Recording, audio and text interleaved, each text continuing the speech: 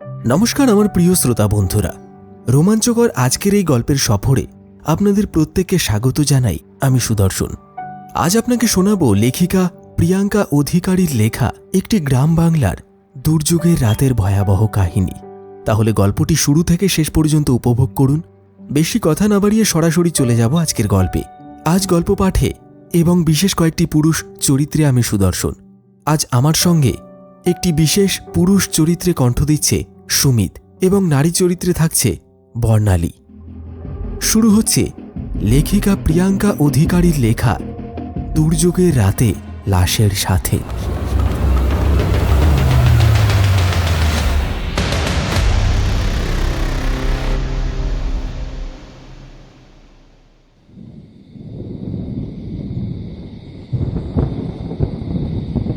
কালো নিশ্ছিদ্র ঘুটঘুটে অন্ধকার রাত। চারপাশে কোথাও কিছু স্পষ্ট দেখা যাচ্ছে না।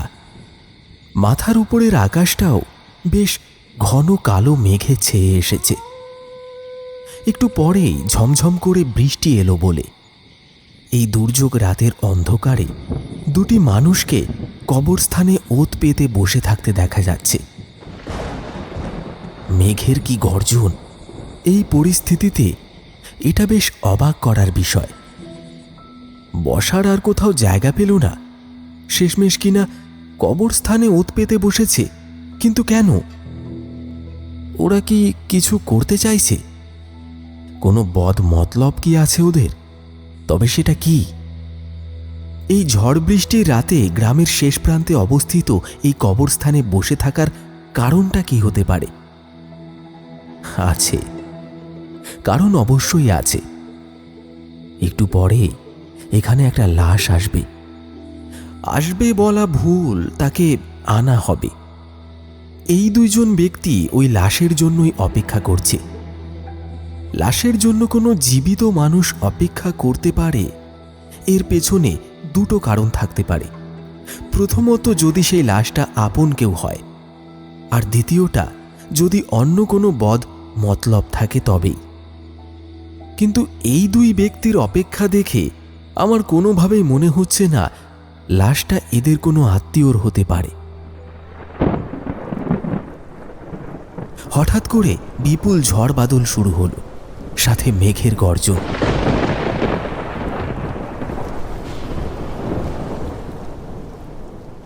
অনেকটা সময় পেরিয়ে গেল, কিন্তু তবুও ছেলে দুটি লাশের জন্য অপেক্ষা করেই চলেছে। দুজনের মধ্যে একজনের নাম গোবিন্দ। সে বেশ বিরক্ত বোধ করে ধৈর্য হারিয়ে বলল, আরে ধুর, আর কতক্ষণ এভাবে অপেক্ষা করতে হবে? আকাশের যা মতিগতি, তাতে শেষ অবধি উদ্দেশ্য পূরণ হলে হয়। উফ, এই মশার কামড়ে প্রাণ আমার ওষ্ঠাগত। এভাবে বসে থাকা যায় নাকি? কি বলিস শরীফ? আরে আরে করিস কি গোবিন্দ, করিস কি? আস্তে আস্তে। এইভাবে চিৎকার করে উঠলে কেউ আমাদের কথা শুনে ফেলবে। মশার কামড়ে একেবারে যাচ্ছে তাই অবস্থা। আকাশটাও কেমন গর্জে উঠছে, দেখেছিস? এত অধৈর্য হয়ে পড়লে হবে না ভাই, আমাদের আরও ধৈর্য ধরে এখানে অপেক্ষা করতে হবে। আর শুনিসনি, যেই মেঘের গর্জন বেশি সেই মেঘে বৃষ্টি হয় না। তাছাড়া ভালো কিছুর জন্য তো একটু কষ্ট করতেই হবে। মোটা টাকা তো আর এমনি এমনি পকেটে ঢুকবে না, তাই না? সে তুমি কথাটা ঠিকই বলেছ।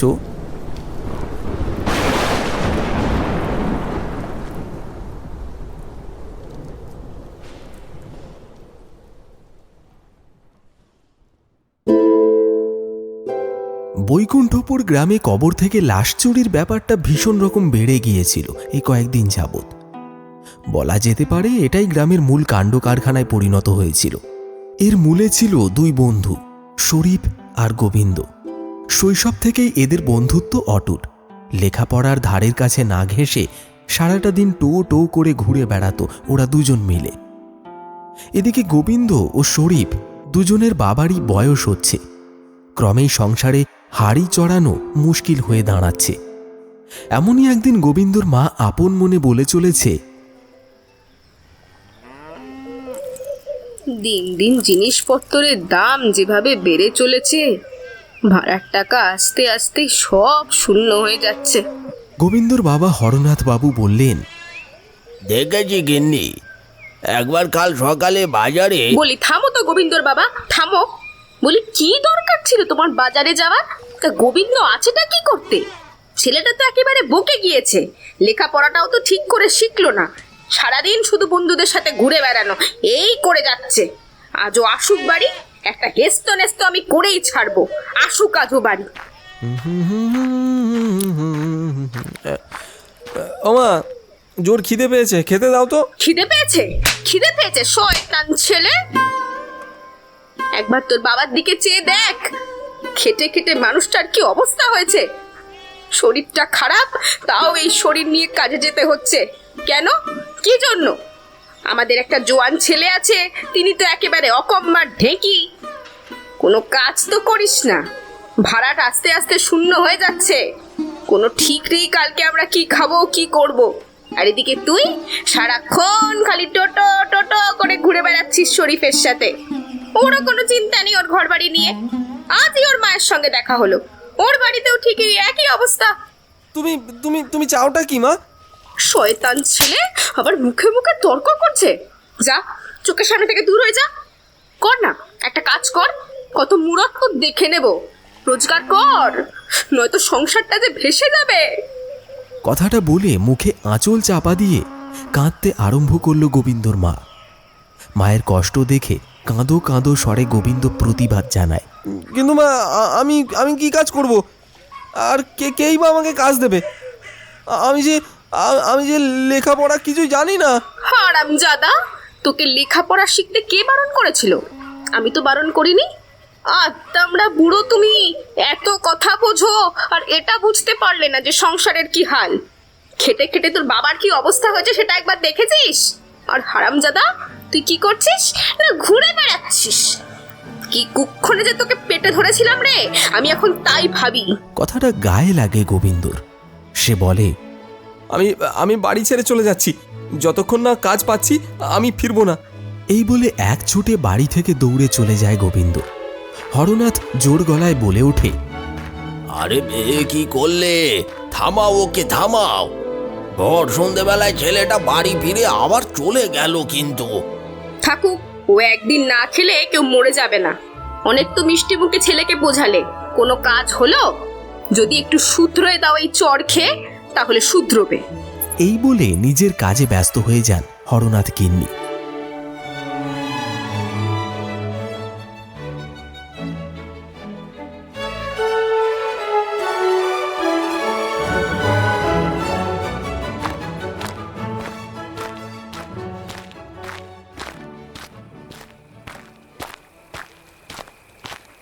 বাড়ি থেকে বেরিয়ে সেই যে দৌড় দেয় গোবিন্দ, সোজা এসে থামে গায়ের নদীর ধারে। মন খারাপ হলে সে এসে উপস্থিত হয় এই নদীর ধারে। খানিকক্ষণ পর তার পাশে এসে বসে শরীফ। ওর মুখটাও বেশ পাংশু। কিরে শরীফ, কি ব্যাপার? বিমর্ষ মুখে শরীফ বলল, হালচাল ভালো নেই রে ভাই, বাড়িতে আবার মার খেয়েছি ভীষণ। আমার বাড়ি তো ওই একই অবস্থা। খানিকক্ষণ নীরব থাকে দুজনে। তারপর গোবিন্দই আবার বলে, এবার একটা কাজ দেখতে হবে ভাই। আমারও সেই ভাবনা, বুঝলি। কিন্তু কিন্তু কি কাজ করবো বলতো? স্কুলের গণ্ডিটাই তো পেরোয়নি। বেশ ভাবনায় পড়ে গোবিন্দ। কথাটা তো ভুল নয়, তারা তো আর পড়ালেখা জানা লোক নয় যে মুখ থেকে কথা খসলেই একটা চাকরি হয়ে যাবে। এছাড়াও তারা কি কাজ পারবে এতদিন তো এ বিষয়ে কোনো চিন্তাই করেনি। শেষে শরীফ বলল, চল চল, এইখানে আর বেকার বসে থেকে লাভ নেই, আমরা বরঞ্চ একটু হাঁটি। ওরা দুজনে হাঁটা শুরু করলো। হাঁটতে হাঁটতে নানান সুখ দুঃখের কথা বলে চলল। ছোটবেলায় তাদের জীবনটা কত মনোরম না ছিল, কত সুন্দরী না ছিল সেসব দিন। যত ইচ্ছে ঘোরা, বাবা মা কিচ্ছুটি বলতো না। কিন্তু এখন বয়স বাড়ার সঙ্গে সঙ্গে সংসারের দায়িত্ব জোর জবরদস্তি তাদের উপর চাপানো হচ্ছে। বাবা মা কি বোঝে না যে গোবিন্দ আর শরীফ বড় হলেও মন এখনও ওদের সরল সাধাসিধে বালকের মতো। এসব ভাবতে ভাবতেই একসময় তারা এসে পৌঁছয় বৈকুণ্ঠপুর গ্রামের কবরস্থানে। জায়গাটা বেশ নির্জন আর থমথমে। গোবিন্দ বলল, আরে ভাই, আমরা তো গল্প করতে করতে কবরস্থানে চলে এলাম।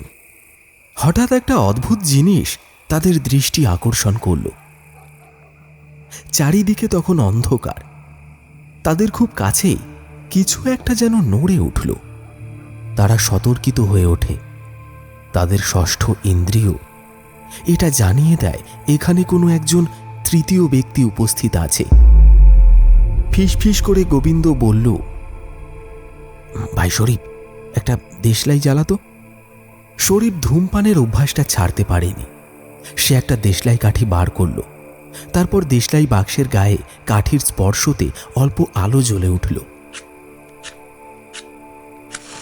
আগুনের সেই স্বল্প আলোতে তাদের দৃষ্টি যায় একটা কবরের দিকে। একজন লোক সেই কবরটা খুঁড়ছে। চমকে ওঠে দুজনে। এর আগেও এক দুবার গায়ে কবর থেকে লাশ চুরির সংবাদ তাদের কানে এসেছে। তার মানে এসবের পেছনে এই ব্যক্তি। শরীফ বলল, ভাই, একে কিছুতেই ছেড়ে দেওয়া যাবে না, চল চল। ততক্ষণে সেই ব্যক্তির দৃষ্টি গেছে ওই দুই ছেলের দিকে। শরীফ তার মুখটা দেখে চিনতে পারে আর সবিস্ময়ে বলে ওঠে, আরে রফিক দাদা। রফিক উঠে দাঁড়ায়, তারপর বলে, ও তোরা, আমি তো ভাবলাম বোধহয় গায়ের কোনো মাতব্বর এসে হাজির হলো। তুমি তুমি এসব কাজ করছো? হ্যাঁ রে, কবে থেকে রফিকদা? এই ধর না, প্রায় মাস দুয়েক হবে। কিন্তু কেন? এভাবে কবর চুরির কাজ যে বেআইনি। আরে চুপ কর। আইনি বেআইনি এসব বড় লোকেদের জন্য, আমাদের জন্য কোনো আইন নেই, বুঝলি? কিন্তু ওসব কিন্তু কিন্তু ছাড়। কাল আমি আমার বাড়িতে কি খাবো তার কোনো ঠিক নেই, আবার আইন দেখাচ্ছিস। এইসবের বন্দোবস্ত করতে কোনো আইন আসবে না। বল না তোরাই, আমাদের অভাব দূর করার জন্য কোনো আইন আছে রে? তাই আমাকে এই পথ ধরতে হয়েছে। এই গাঁয়ের আশেপাশে প্রায় 4-5টা গায়ের হাসপাতালে এখন নতুন মরার ঘর তৈরি হয়েছে। হাসপাতালের কিছু লোক আমায় বলেছে এরকম লাশ চুরি করে তাদেরকে দিলে পরে ভালো টাকা দেবে। টাকা টাকা, টাকার জন্যই আমি এসব করছি, বুঝেছিস? বলেই পাঞ্জাবির পকেট থেকে কিছু একটা বার করল রফিক। দেশলাইয়ের আলোটা নিভে এসেছে। আর একটা দেশলাই কাঠি জ্বালাতেই ওরা দুজন চমকে ওঠে। তারপর দেখে রফিকের হাতে রয়েছে নগদ টাকা। গোবিন্দর মুখ দিয়ে বেরিয়ে আসে, এত টাকা? এত টাকা তো জীবনেও দেখিনি। আমার সাথে কাজ করবি কি? চমকে ওঠে গোবিন্দ আর শরীফ। কথাটা প্রথমে বিশ্বাস করতে চায় না ওরা। আসলে ব্যাপার হলো, কাজটা এতদিন ধরে করলেও আমার পক্ষে তো আর একসঙ্গে 5-6টা লাশ ওনাদের চালান দেওয়া সম্ভব না। একা মানুষ তো। এবার তোরা যদি আমার সঙ্গে কাজ করিস, সেক্ষেত্রে আমরা একই সঙ্গে অনেক কটা লাশ চুরি করে ওই মরার ঘরগুলোতে চালান দিতে পারবো। আর যা আয় হবে তা সমান সমান ভাগে ভাগ করে নেব আমাদের মধ্যে। এই প্রস্তাবে ভাবনায় পড়ে যায় গোবিন্দ আর শরীফ। দেখ, তোদের বাড়ির অবস্থা আমার জানা আছে, তাই বলছি আমার সাথে কাজ কর, কোনো চিন্তা থাকবে না। এরপর দুজনেই রাজি হয়ে যায় রফিকের কথায়, আর কাজে লেগে পড়ে গোবিন্দ আর শরীফ। ওরা কবর খুঁড়ে বারবার এই ধরনের লাশ চুরি করে নিয়ে যায়। মাটি থেকে লাশ বের করে চোরাপথে হাসপাতালের অ্যানাটমি ডিপার্টমেন্টে সরবরাহ করে, যার ফলে সকলের হাতেই আসে মোটা টাকা।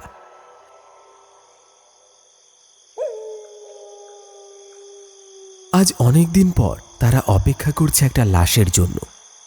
তারা জানে একটি মৃতদেহকে দাফন করতে আজ লোক আসবেই। এই ব্যাপারটা তারা জানে কারণ যাকে কবর দেওয়া হবে সে তাদের অতি পরিচিত, তাদের রফিক দাদা। অপঘাতে মারা গিয়েছে রফিক, তাকেই দাফন করতে আসছে তার বাড়ির লোক। অল্প আলোর শিখা ক্রমে তাদের দিকে এগিয়ে আসছে। শরীফ বলল, ওই ওই যে তারা আসছে। ঠিক বলেছিস, আলোটা তো এদিকেই আসছে। নিশ্চয়ই ওই লাশটাকে নিয়ে আসছে। এত অপেক্ষা করার ফল তাহলে মধুর হতে চলেছে। ফিকফিকিয়ে হেসে বলল শরীফ। শরীফের কথা শুনে গোবিন্দ বলল, আমাদের এবার এখান থেকে আড়ালে সরে যেতে হবে। দূর থেকে নজর রাখতে হবে লাশটাকে দাফন করে চলে গেলেই আমরা আমাদের কাজ সেরে ফেলব। একসময় রফিকের লাশটাকে কবর দেওয়া হলো। কিন্তু কি আশ্চর্য, ওরা সেখান থেকে এক পাও নড়ছে না। আর যারা এখানে কবর দিতে এসেছে তারা বেশ আটঘাট বেঁধেই এসেছে।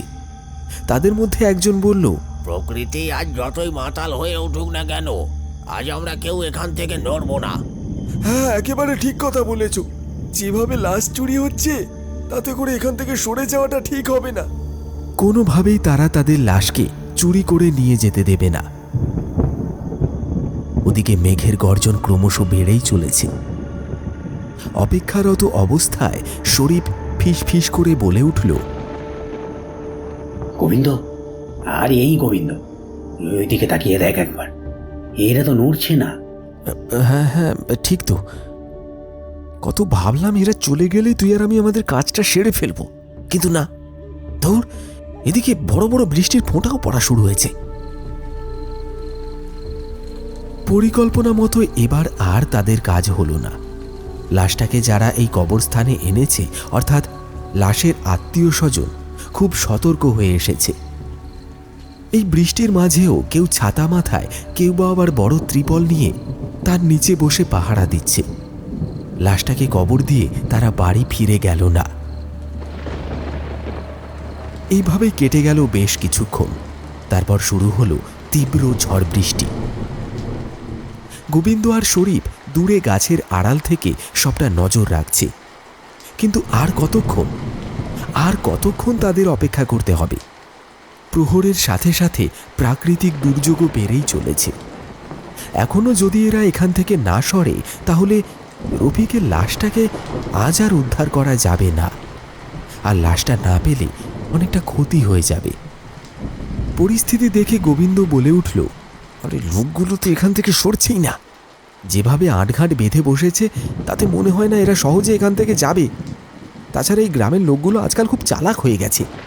আগে কি সুন্দর লাশ এনে দাফন করে চলে যেত, কিন্তু আজকাল এই ধরনের লাশগুলোকে তোলা ভীষণ চাপের হয়ে যাচ্ছে। তা যা বলেছিস।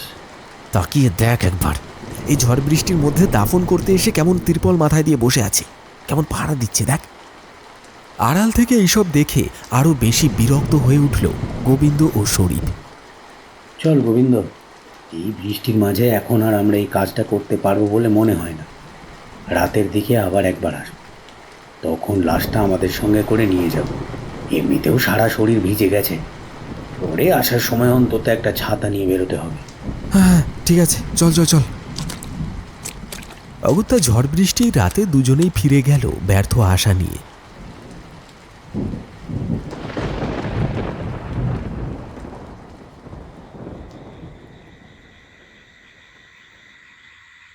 রাত তখন গভীর। গোবিন্দ শুনতে পেল বাইরে থেকে তাকে কেউ যেন ডাকছে। গোবিন্দ, গোবিন্দ, এই গোবিন্দ। ঘরের ভেতর থেকে গোবিন্দ ফিসফিস করে বলল, আরে এটা তো শরীফের গলা। আসছি শরীফ ভাই, দাঁড়া। গোবিন্দ তাড়াহুড়ো করে বিছানা ছেড়ে উঠল। হাতে টর্চ লাইট নিয়ে বাইরে বেরিয়ে এসে বলল, এসে গেছিস? সব ঠিক আছে তো? হ্যাঁ হ্যাঁ, সব ঠিক আছে। আগের থেকে বৃষ্টিটা এখন ধরেছে, তাড়াতাড়ি চল, আর দেরি করলে হবে না। গুঁড়ি গুঁড়ি বৃষ্টির মাঝে গ্রামের কাঁচা পথ ধরে দুজন এগিয়ে চলল কবরস্থানের দিকে। উদ্দেশ্য কেবল একটাই, রফিকের লাশটা কবর থেকে বের করে আনা। দীর্ঘ সময়ের পর রফিকের বাড়ির লোকজন আর গ্রামের সবাই ফিরে গেছে। কেউ নেই কবরস্থানে। কিন্তু কবরস্থানের যে জায়গাটায় লাশ দাফন করা হয়েছিল সেখানে আসতেই দুজনের চক্ষু চড়ক গাছ। কবরটা আগে থেকেই খোঁড়া। তার মানে কেউ এসে আগে থেকেই তাদের লাশ চুরি করে নিয়ে গেছে। শরীফ ভাই, এটা কি হলো? কথাটি বলে পিছনে ঘুরল গোবিন্দ। সাথে সাথে চমকে উঠল সে। এ কি, শরীফকে এরকম দেখাচ্ছে কেন? চোখগুলো কেমন অদ্ভুত ঘোলাটে, দেহটাও কেমন যেন হলদেটে হয়ে গেছে। কি রে শরীফ, তোর তোর শরীরের এ কি অবস্থা? তুই ঠিক আছিস তো ভাই? আমি একদম ঠিক আছি, কিন্তু তুই তুই আর ঠিক থাকবি না। চমকে ওঠে গোবিন্দ। এ কি কথা বলছে শরীফ? এটা তো শরীফের কণ্ঠস্বর নয়। তাহলে এটা তো এবার ভয়ে শিউরে ওঠে গোবিন্দ। হাত থেকে ছাতাটা পড়ে যায়, তার মুখ দিয়ে শুধু একটাই নাম নির্গত হলো, রফিক দাদা। আকাশ বাতাস কাঁপিয়ে হেসে ওঠে শরীফ। ক্রমেই তার মুখটা পরিবর্তন হতে থাকে। গোবিন্দ বুঝতে পারে শরীফের সাথে এখানে এসে কত বড় ভুল করেছে সে। কারণ যে তাকে তার বাড়িতে ডাকতে এসেছিল সে শরীফ নয়, রফিক। কিন্তু এ কি করে সম্ভব? রফিক তো আর নেই। রফিক তার দিকে তাকিয়েই হাসছে। এ কোনো সাধারণ হাসি নয়, এক পৈশাচিক হাসি। গোবিন্দর সারা দেহ রোমাঞ্চিত হয়ে ওঠে। আমতা আমতা করে সে বলে ওঠে, রফিক দা, তুমি? কে হলো? এত ঘাবড়াচ্ছিস কেন রে? এমন ভাব করছিস যেন আমাকে চিনিস না। হ্যাঁ, তুমি এখানে? হ্যাঁ ঠিকই তো, তোর তো অবাক হওয়ারই কথা। তুই তো ভাবতেই পারিসনি আমি আবার তোর সামনে এসে দাঁড়াতে পারি। কিন্তু কি করবো বল, যে বেইমানি তুই আমার সঙ্গে করলি তারপরও কি আমি না এসে থাকতে পারি? মুখটা শুকিয়ে যায় গোবিন্দর।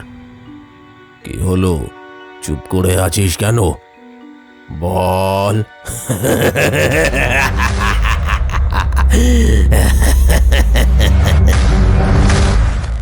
বলে আবার জোরে হেসে ওঠে রফিক। দু হাত জোর করে এবার গোবিন্দ বলল, বিশ্বাস করো রফিক দা, আমার কোনো দোষ নেই। ওই ওই ওই ওই বজ্জাত শরীফটা আমাকে এই বুদ্ধি দিয়েছিল। তুমি আমায় ভুল বুঝো না রফিক দা। শরীফের চেহারা আর তার কথা বলার ধরন এইসব দেখে চিৎকার করে ওঠে গোবিন্দ, রফিক দা, রফিক দা! ভীষণ ভয় পেয়ে যায় গোবিন্দ। এই সময়েও তার সমগ্র কপাল জুড়ে ঘামের বিন্দু গড়িয়ে পড়ছে। কবরস্থানের পথ বড়ই পিচ্ছিল। পা টিপে টিপে এক পা করে পিছু হাঁটতে থাকে গোবিন্দ। শরীফ কোথায় গেল? শরীফ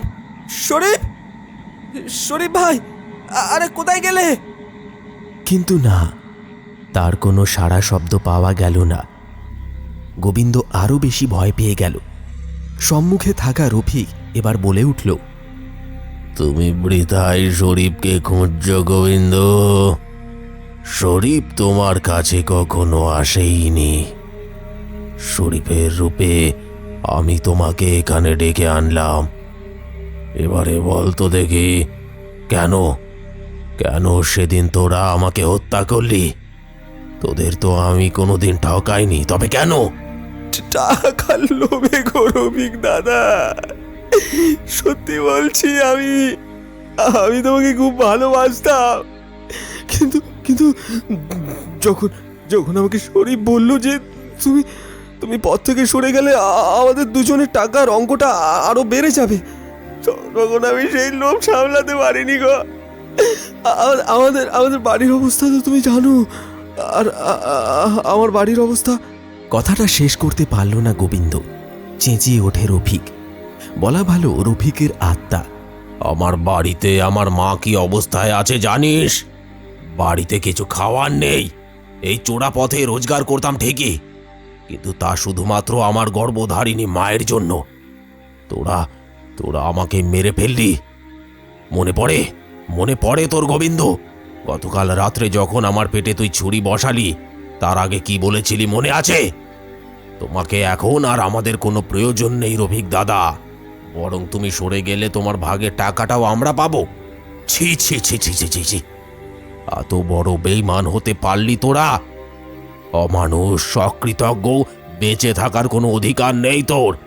আমাকে আমাকে ক্ষমা করো রফিক দাদা, আমার আমার ভুল হয়ে গেছে। হঠাৎ দু হাত দিয়ে সজোরে গোবিন্দর গলাটা টিপে ধরে রফিক, তারপর সজোরে ঘাটটা মোটকে দেয়।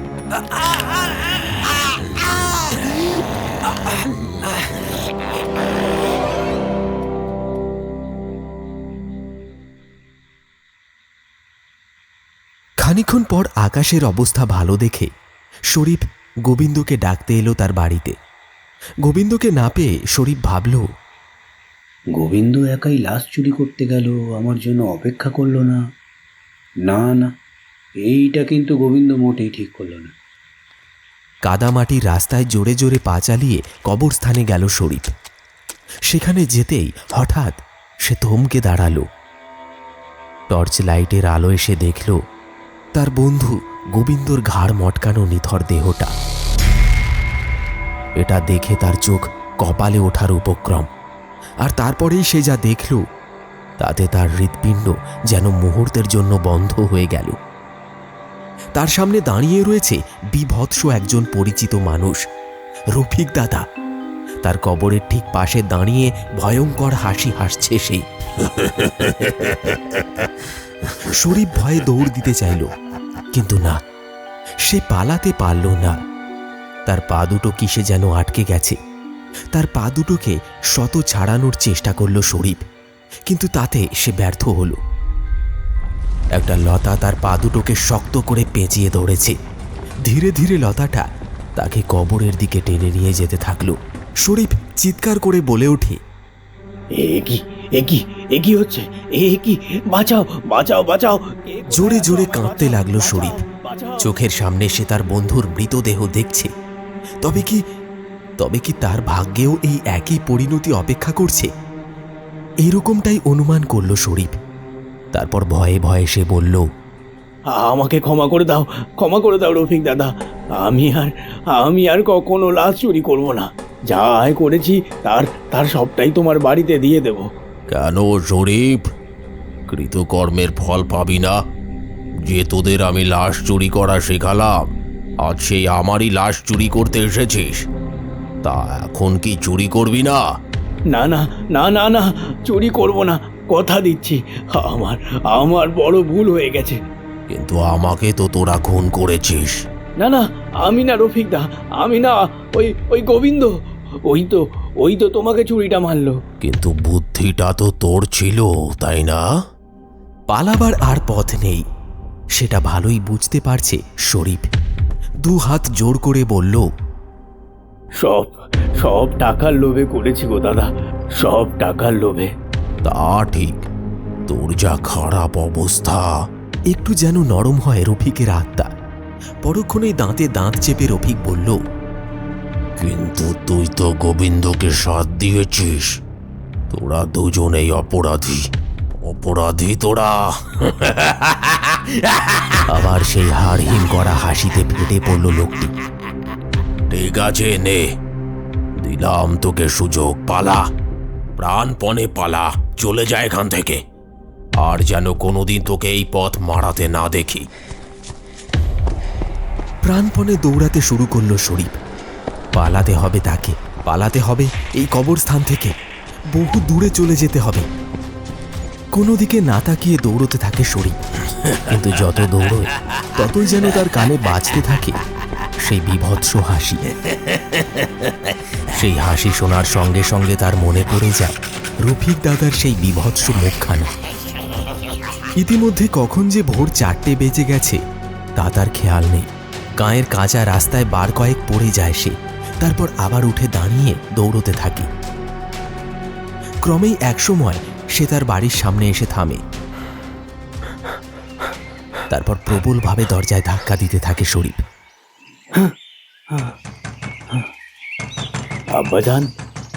আব্বাজান। যতক্ষণে শরীফের বাবা রহিম দরজা খুলল, ততক্ষণে সে জ্ঞান হারিয়ে মাটিতে লুটিয়ে পড়েছে। বেশ খানিকক্ষণ বাদে যখন শরীফ চোখ খুলল তখন সে নিজেকে বিছানার উপর শুয়ে থাকতে দেখল। বিছানা ছেড়ে ধরফর করে উঠে বসে শরীফ, তারপর বাবাকে ডাক দেয়। আব্বাজান, আব্বাজান। দৌড়ে আসে রহিম চাচা। রাতের অন্ধকার কেটে দিনের আলো ফুটেছে। তখন আকাশও পরিষ্কার। রহিম চাচা বলল, কি হলো শরীফ, এখন ঠিক আছিস তো? আরে কোথায় গিয়েছিলিস বলতো? সারা শরীরে তোর নোংরা পচা দুর্গন্ধযুক্ত জল কাদায় মাখামাখি হয়েছিল। শরীফ কিছু বলতে পারে না। কি বলবে সে? তাকে নীরব থাকতে দেখে রহিম চাচা আবার বললেন, গতকাল রাতে গায়ে কত বড় কাণ্ড ঘটে গেছে জানিস? কি হয়েছে আব্বাজান? আরে আমাদের গোবিন্দ গতকাল এত ঝড় বৃষ্টির মাঝে ওকে কেউ মেরে ফেলেছে। ওর লাশটা আমাদের গায়ের ওই গোরস্থানের কাছে পাওয়া গেছে। আর কি অদ্ভুত জানিস তো শরীফ, গোবিন্দর মৃতদেহটা পড়েছিল ঠিক ঠিক আমাদের রফিক মিয়ার কবরের সামনে। শিউরে ওঠে শরীফ। ভাগ্যিস সে ওই কবরস্থান থেকে পালিয়ে আসতে পেরেছে। খানিকক্ষণ পর রহিম চাচা উঠে চলে যায়। আর ঠিক তার পরেই ঘরে প্রবেশ করে অশোক চ্যাটুর্যে। এই অশোক চ্যাটুর্যে হলেন এই ছোট বৈকুণ্ঠপুর গ্রামের একজন হাতুড়ে ডাক্তার। গায়ের মানুষ মূলত তার কাছেই অসুখ বিসুখ হলে দেখাতে যায়। তাকে দেখে বিছানা ছেড়ে উঠে দাঁড়ায় শরীফ। আরে অশোক কাকা যে। তোমার বাবার কাছে শুনলাম যে তুমি নাকি একটু অসুস্থ, তাই তোমাকে দেখতে এলাম। আর তুমি বসো, অত ব্যস্ত হও না, বসো তো। অশোক কাকার কথা মতো কাজ করে শরীফ। হঠাৎ শরীফের দুটো হাত শক্ত করে চেপে ধরে অশোক কাকা। তারপর যা হয় তা হলো গত রাতের দুঃস্বপ্নের পুনরাবৃত্তি। শরীফ দেখতে পায় ক্রমেই অশোক কাকার মুখটা পরিবর্তিত হচ্ছে এবং শরীফের সামনে তখন একটা অতি পরিচিত মুখ, আর সেটা হলো রফিক দাদা। কি ভাবলি শরীফ, তোকে আমি ছেড়ে দিলাম? না রে, আমাকে মারার কথাটা তুই গোবিন্দকে বলেছিলি, তাই আমি অত সহজে তোকে মেরে ফেলতাম না। তোকে তোকে তোর ঘরে এসে মারতে চেয়েছি, তাই তো অশোক চ্যাটুর্যের রূপ ধরে আসা রে।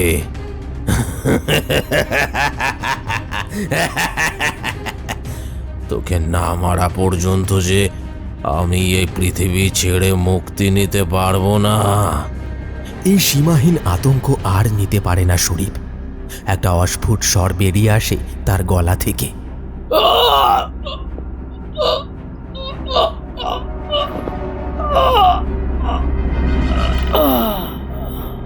তার দেহটা এলিয়ে পড়ে যায় বিছানায়।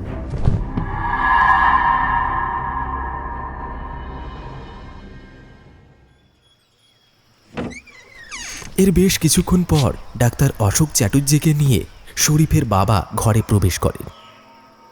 ঘরের ভেতরে ঢুকতেই আঁতকে ওঠে রহিম চাচা আর অশোক চ্যাটুর্যে। ঘরে প্রবেশ করে তারা দেখল শরীফ বিছানার উপর কেমন যেন অস্বাভাবিকভাবে পড়ে আছে। তার চোখ দুটো বিস্ফারিত। ডাক্তার চ্যাটুর্যে শরীফের নাড়ি টিপে জানায় হৃদযন্ত্রের ক্রিয়া বন্ধ হয়ে যাওয়ার দরুন শরীফের মৃত্যু হয়েছে।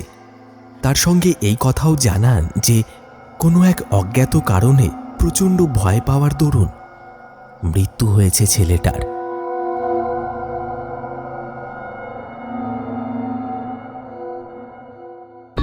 শুনলেন দুর্যোগের রাতে লাশের সাথে। কৃতকর্মের ফল বুঝি এ জন্মেই ভোগ করে যেতে হয়। আমাদের আজকের গল্পের মতো বাস্তবে হয়তো এরকমটা সম্ভব নয়, কিন্তু এই বাস্তব দুনিয়ার বাইরে অলৌকিক জগৎটার কথা একবার ভেবে দেখুন তো। হয়তো সেখানে কোনো পাপী তার পাপ থেকে নিস্তার পায় না। সেখানে মানুষ মৃত্যুর পর প্রেত হয়ে ফিরে এসে তার অসম্পূর্ণ প্রতিশোধটা সম্পূর্ণ করে যায়। তাহলে বন্ধুরা, আজকের এই গল্পটি আপনাদের কেমন লাগলো অবশ্যই কমেন্ট করে জানাতে ভুলবেন না। আর হ্যাঁ, এখনও পর্যন্ত যদি আপনি চ্যানেলটি সাবস্ক্রাইব না করে থাকেন তাহলে এই রকম রোমাঞ্চকর আরও গল্পগুলি বারবার শুনতে এক্ষুনি চ্যানেলটি সাবস্ক্রাইব করে পাশে থাকা বেল আইকন অল করে দিন। আবার আসছি আগামী সপ্তাহে নতুন আরও একটি এপিসোডের সাথে।